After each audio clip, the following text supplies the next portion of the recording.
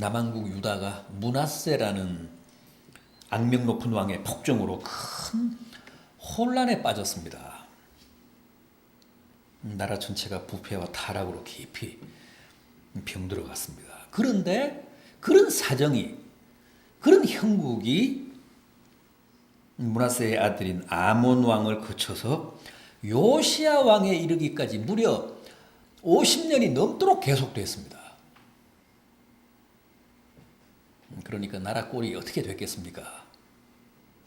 백성들의 신앙도 말이 아니었습니다. 예루살렘 성전 안에 태양신을 모셔놓고 태양신을 예배했으니 말 다 했지 않습니까? 하나님을 섬겨야 할 예루살렘 성전에 태양신까지 모시고 태양신 앞에 예배를 바쳤습니다.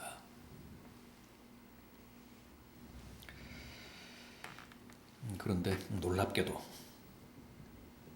50년이 넘도록 그렇게 만신창이가 된 유다에도 소수 믿음의 사람들이 있었습니다.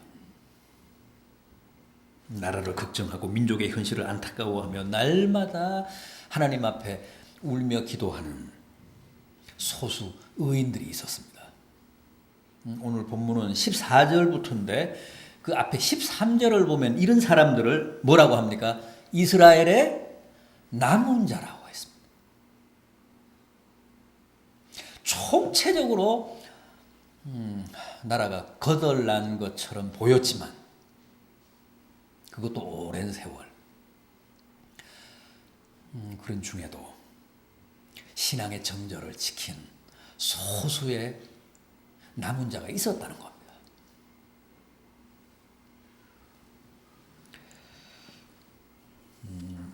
그런데 문제는 그 소수의 남은 자들마저도 이제는 서서히 인내의 한계를 느끼기 시작하면서 무너지기 시작했다는 겁니다. 어디를 봐도 더 이상 희망이 안 보였기 때문에 그 남은 자들마저도 심각하게 흔들리기 시작했다는 겁니다. 그때 하나님이 스바냐 선지자를 통해 주신 말씀이 바로 오늘 제가 소개해드린 이 본문입니다. 이스라엘의 소수 남은 자에게 주신 하나님의 위로와 격려와 희망의 메시지, 그게 오늘 제가 소개해드린 이 스바냐 3장 14절 이하 마지막 20절까지입니다. 두려워하지 말라. 시온아, 내 손을 늘어뜨리지 말라. 손을 늘어뜨리지 말라는 얘기는 우리식으로 표현하면 어깨를 늘어뜨리지 말라. 좌절하지 말라. 기운을 내라. 그런 뜻입니다. 엘리야도 어느 날 하나님께 절망적으로 부르짖었잖아요. 이제 이 세상에는 하나님 섬기는 사람은 오직 저 하나밖에 없습니다.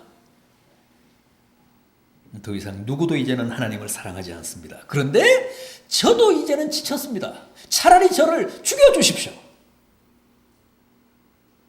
로뎀나무 아래 쓰러져서 하나님께 엘리야가 그렇게 절규했잖아요. 제발 저를 죽여주십시오.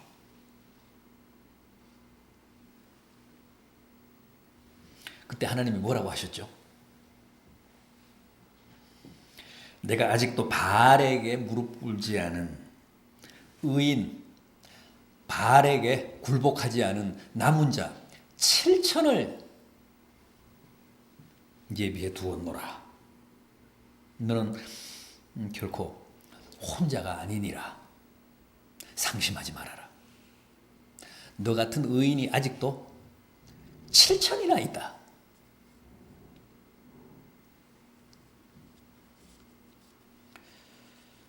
여러분, 이 시대는 어떻습니까? 이 시대의 남은 자들은 누굴까요? 우리 그리스도인들이죠. 총체적으로 이 세상도 이 시대도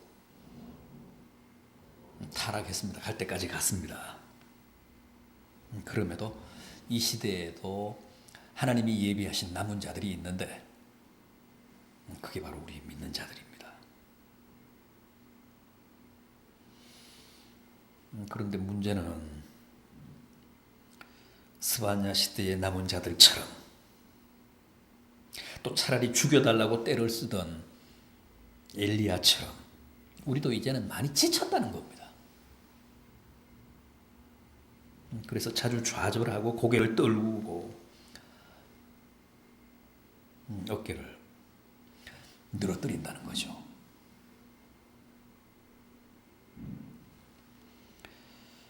그런 우리를 향해 주님이 오늘 다시 한번 말씀하십니다. 남은 자들이여 두려워하지 말라.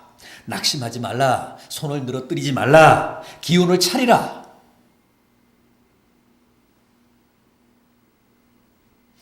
심지어는 본문 14절을 보면 노래할지어다. 기쁘게 부를지어다. 전심으로 즐거워할지어다 그러십니다. 자, 그렇다면 도대체 주님은 무슨 근거로 우리 남은 자들을 향해 이렇게 두려워하지 말라, 손을 늘어뜨리지 말라, 오히려 노래하고 기뻐하고 즐거워하라고 하시는 걸까요?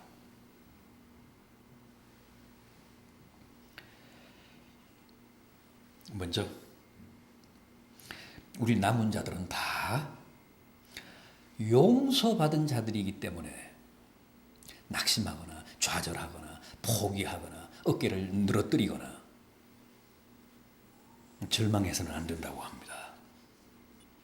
15절 보십시오. 여호와가 내 형벌을 제거하였고 내 원수를 쫓아냈으며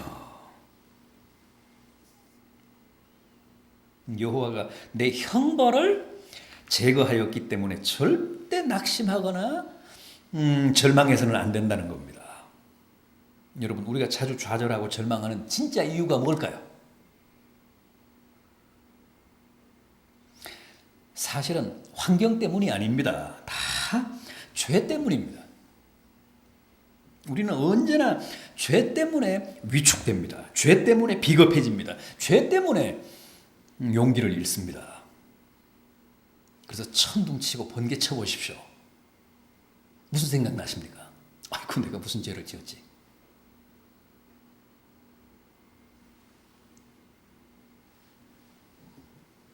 졸지에 무슨 변을 당해 보십시오. 내가 무슨 죄를 지었는데 이런 변을 당할까?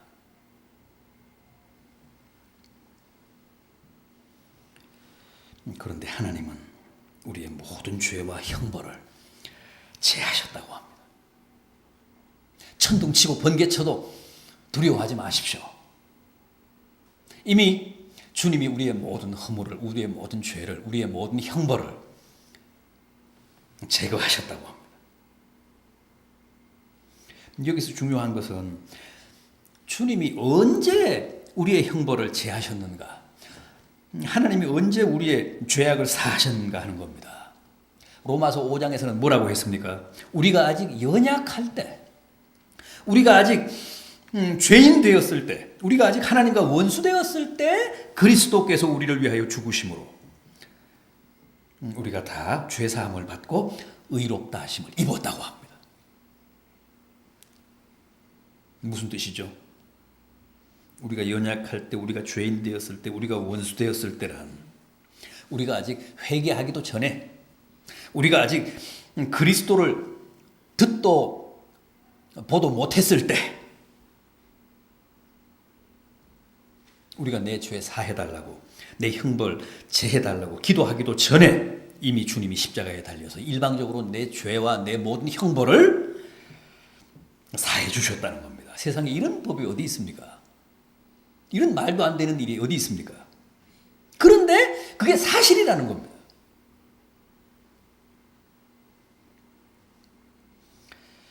그리고 그 말도 안 되는 사실 때문에 우리 남은 자들은 늘 노래하고 기뻐하고 감사해야 옳지, 절망하고 좌절하고 포기하는 것은 옳지 않다는 거예요.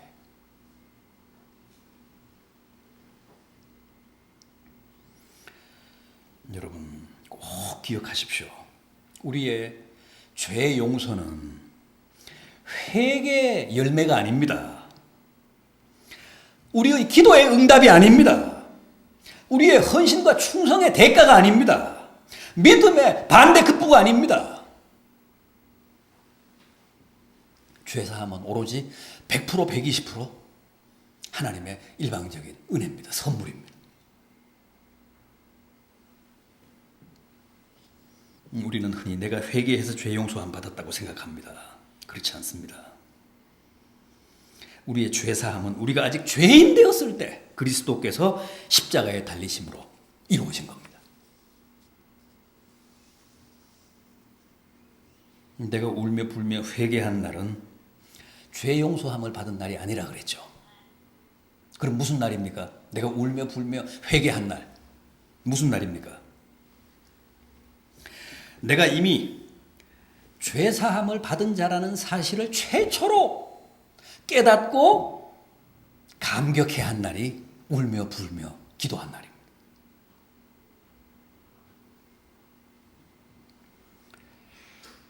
주님이 십자가를 통해 성취하신 죄사함에 내가 난생 처음으로 반응을 보인 감사한 날.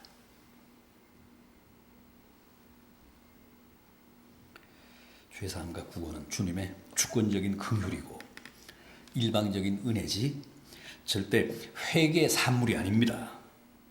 바로 이런 사실 때문에, 이런 감격 때문에 우리 남은 자들은 아무리 환경이 절망스러워도, 아무리 세상이 갈 때까지 가도 결코 손을 늘어뜨릴 수 없다는 겁니다.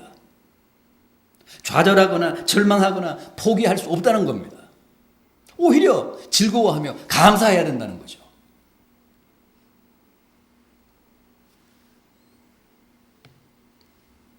세상에서 죄보다 더 큰 문제는 없습니다. 죄가 우리의 영원한 운명을 결정하기 때문에 그렇습니다. 그런데 그 죄를 무조건 용서받고 사함받았다는데 다른 그 어떤 문제가 우리를 좌절시키고 절망하게 하겠습니까?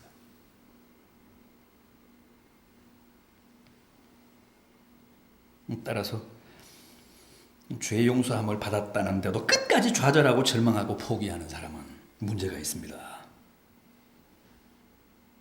그가 정말 택하심을 받은 하나님의 자녀라면 결코 그럴 수 없습니다. 열악한 환경과 조건과 처지에서도 오히려 노래하고 기뻐하고 즐거워해야 합니다. 다음은 여호와께서 남은 자들 가운데 함께 하심으로 두려워 말고 손을 늘어뜨리지 말라고 하십니다. 15절 하반절 보십시오. 15절 하반절. 이스라엘 왕 여호와가 내 가운데 계시니 내가 다시는 화를 당할까 두려워하지 아니할 것이라. 17절 상반절도 보십시오. 너의 하나님 여호와가 너희 가운데 계시니 그는 구원을 베푸실 전능자시니라. 우리 나이는 부모와 함께 있으면 절대 두려워하지 않습니다. 평소 자기를 괴롭히던 또래의 그 친구들 앞에서도 결코 기죽지 않습니다. 마찬가지입니다. 우리 남은 자들은 절대 손을 늘어뜨리거나 두려워하거나 좌절하거나 포기할 수 없습니다. 왜요? 하나님이 우리 가운데 계시고 우리와 함께 하시기 때문입니다. 그런데 그 하나님은 어떤 하나님이시라고요? 17절을 보십시오. 구원을 베푸시는 전능자시라고 합니다. 구원자요 전능자가 우리와 함께 계신다고 합니다.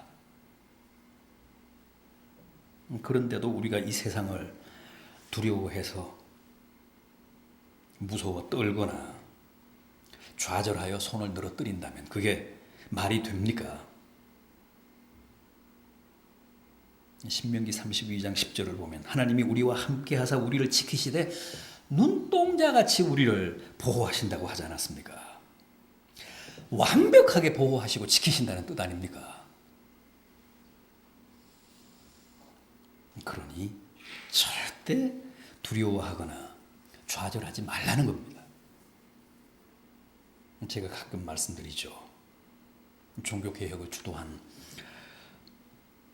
루터도 자주 좌절했습니다. 얼마나 두려웠겠습니까? 온 세상이 가톨릭 세상인데, 교황이 쥐고 흔드는 세상인데, 호롤단신으로 그 거대한 가톨릭을 상대로 개혁의 기치를 올렸으니 얼마나 외로웠겠습니까? 그래서 자주 좌절하고 실망하고 시험에 들고 그랬습니다. 루터의 부인이 누굽니까? 카타리나.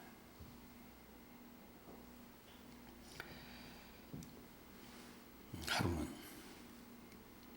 루터가 지쳐서 잔뜩 어깨를 늘어뜨리고 집으로 돌아왔는데 아내 카타리나가 검은 상복을 입고 있습니다. 루터가 깜짝 놀라서 누가 세상을 떠났느냐고 묻습니다.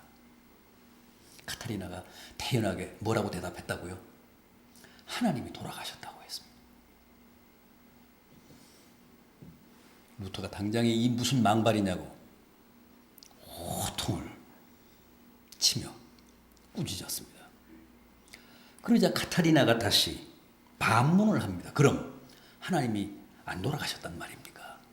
하나님이 안 돌아가셨는데 그럼 당신은 왜 그렇게 낙심천만해 하십니까? 왜 그렇게 날마다 지쳐서 어깨를 늘어뜨리고 있습니까? 거기에서 루터가 띵 한 대 맞았잖아요. 그리고 밤새도록 처절한 회개를 하고 다시 힘을 얻어서 결국은 종교개혁을 승리로 이끌었다는 겁니다. 그렇습니다. 하나님이 안 돌아가시고 지금도 살아계셔서 우리 남은 자들과 함께 계신다면 우리는 누구도 좌절하거나 포기해서는 안 됩니다. 여러분들은 지금 어떠십니까? 구원자요 전능자이신 하나님이 함께 계시는데 왜 그렇게 낙심하십니까? 왜 그렇게 좌절하고 절망하십니까? 왜 그렇게 날마다 고개를 떨구며 사십니까? 왜 그렇게 어깨를 늘어뜨리고 허무하게 포기하십니까? 정말 하나님 돌아가신 거 아닙니까? 다윗이 뭐라고 했습니까? 내가 사망의 음침한 골짜기로 다닐지라도 해를 두려워하지 않을 것은 주께서 나와 함께 하심이라.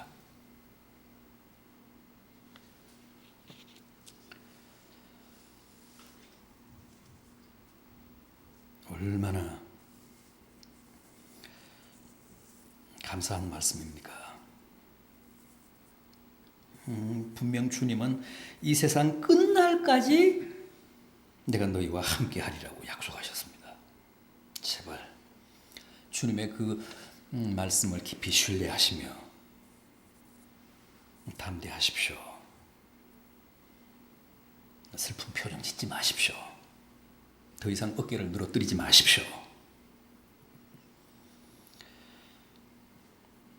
또 있습니다. 하나님이 우리를 사랑하시니 두려워하거나 손을 늘어뜨리지 말라고 하십니다. 17절 하반절 보십시오. 17절 하반절. 그가 너로 말미암아 기쁨을 이기지 못하시며 너를 잠잠히 사랑하시며 너로 말미암아 즐거이 부르며 기뻐하시리라.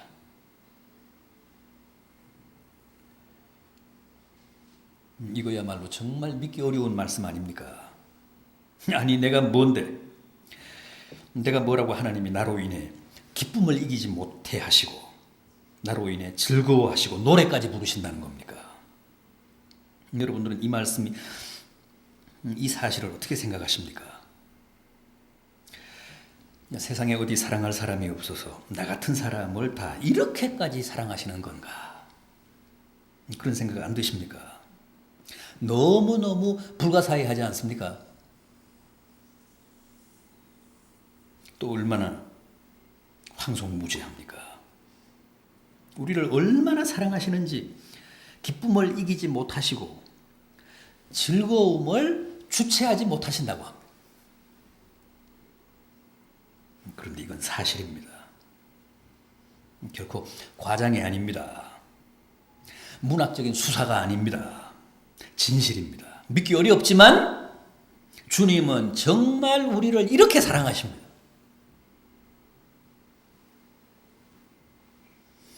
그런데도 우리는 늘 우울하게 삽니다. 낙심천만합니다. 땅이 꺼질 듯이 한숨을 짓습니다.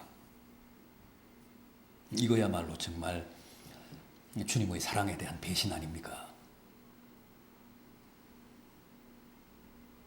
주님이 싫으십니까? 왜 하나님의 사랑이 못마땅하십니까?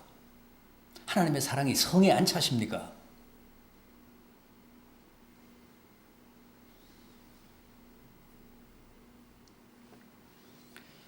도대체 우리는 언제까지 주님만 우리를 짝사랑하게 해야 합니까?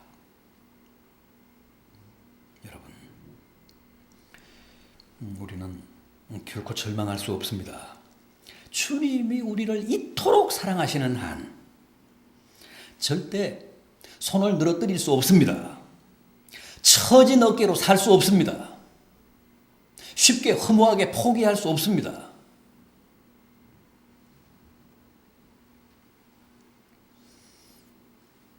오늘 본문 마지막 절 20절 말씀이 결론입니다. 내가 그때에 너희를 이끌고 그때에 너희를 모을지라. 내가 너희 목전에서 너희의 사로잡힘을 돌이킬 때에 너희에게 천하 만민 가운데서 명성과 칭찬을 얻게 하리라. 여호와의 말이니라. 나를 용서하시고 나와 함께 하시고 나를 사랑하시는 하나님이 그때 나를 이끄시겠다. 그때 우리를 모으시겠다. 그때 사로잡힘에서 노연하게 하시겠다. 그때 우리로 하여금 천하 만민 중에서 명성과 칭찬을 얻게 하시겠다. 여기서 말씀하는 그때는 언제입니까? 가장 이상적인 때. 주님이 예정하신 때. 가장 적절한 때.